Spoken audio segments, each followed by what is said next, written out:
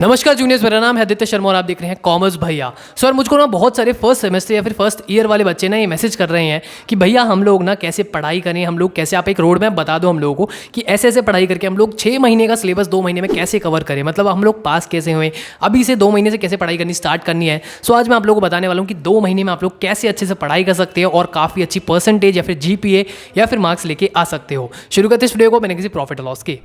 Sir IP university या फिर colleges की ना एक बहुत ही अच्छी बात मैं आप लोगों को बता देता हूँ कि आप लोग कॉलेजेस के अंदर ना चाहे 1 रात पढ़ें चाहे 2 रात पढ़ें, आप तब भी अच्छे नंबर ला सकते हैं। बट उसके पीछे भी ना एक बहुत बड़ा सीक्रेट होता है। बहुत सारे टीचर्स, प्रोफेसर्स या फिर आपके सीनियर्स आप लोगों को ये बताएंगे कि बेटा मैंने तो 1 रात पढ़ा था, बेटा मैंने तो 2 रात पढ़ा था, 1 हफ्ते पहले पढ़ा था और मेरे काफ़ी अच्छे मार्क्स आ गए। लेकिन उसके पीछे भी उनकी थोड़ी पुरानी मेहनत होती है। आप लोगों को करना क्या है, अगर आप लोगों को 2 महीने के अंदर अब अच्छे मार्क्स लेके आने हैं, 2 से ढाई महीने अभी आप लोगों के पास बचे हुए हैं, सो इनके अंदर अगर आप लोगों को अच्छे मार्क्स स्कोर करने हैं आईपी यूनिवर्सिटी के अंदर, अच्छे मार्क्स से मेरा क्या मतलब है कि एक्सटर्नल एग्जाम्स के अंदर 75 में से 50 से ऊपर, 60 से ऊपर या 70 से ऊपर भी आप लेके आ सकते हो बड़ी इजीली। कैसे लेके आना है?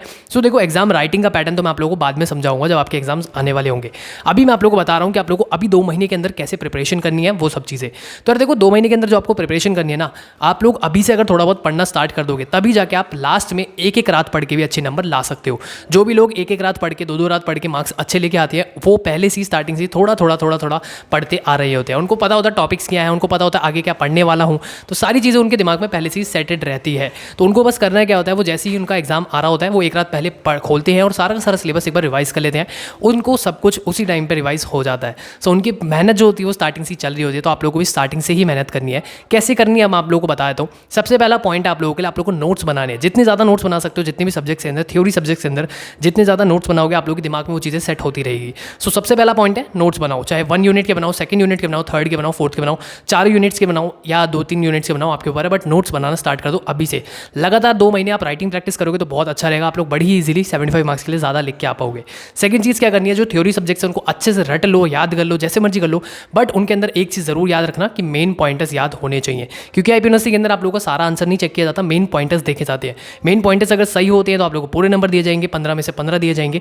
मेन पॉइंटर्स गलत हो जाएंगे तो 15 में से आप लोगों को बहुत ही कम नंबर दिए जाएंगे, क्योंकि अंदर का कौन ही पड़ेगा इतना सारा। मेन पॉइंट सही है, मार्क्स मिलेंगे। मेन पॉइंट गलत है, मार्क्स वैसे ही नहीं मिलेंगे। सो मेन पॉइंटर्स को अच्छे से रटना शुरू कर दो, याद करना शुरू कर दो। थर्ड पॉइंट है कि अगर आप लोग के प्रैक्टिकल सब्जेक्ट्स जैसे कि अकाउंटेंसी, मैथमेटिक्स, तो इन सब्जेक्ट्स को आप लोग पहले से ही तैयारी करना शुरू कर दो, क्योंकि अकाउंटेंसी और मैथमेटिक्स जैसे सब्जेक्ट्स अंदर आप लोग को प्रैक्टिकल ज़्यादा करना पड़ता है, मतलब इनके अंदर प्रैक्टिकल क्वेश्चन ज़्यादा आ जाते हैं।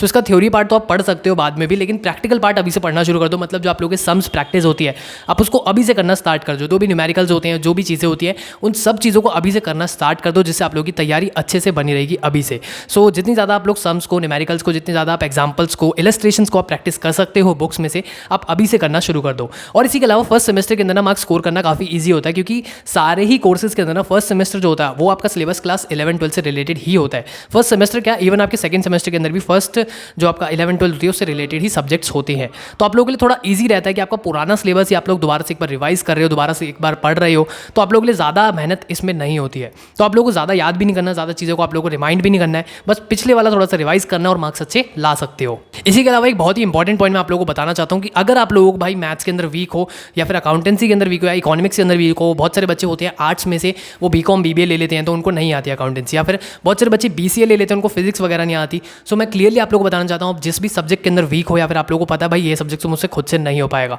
सो उसकी आप लोग अभी 2 महीने के लिए कोचिंग ले लो, ट्यूशन से ले लो, किसी से भी लो, मैटर नहीं करता, ऑनलाइन लो ऑफलाइन लो। अगर बीबीए बीकॉम की चाहिए तो आप मुझसे भी ले सकते हो, बाकी अदर सब्जेक्ट्स के लिए या फिर अदर कोर्सेज के लिए आप कहीं से भी अपने घर के आसपास कोचिंग ले सकते हो। सो कोचिंग लेने से क्या फ़ायदा होगा भैया, 1-2 महीने हम लोग क्या कोचिंग पढ़ेंगे अभी, या फिर उससे क्या ही फ़ायदा हो जाएगा।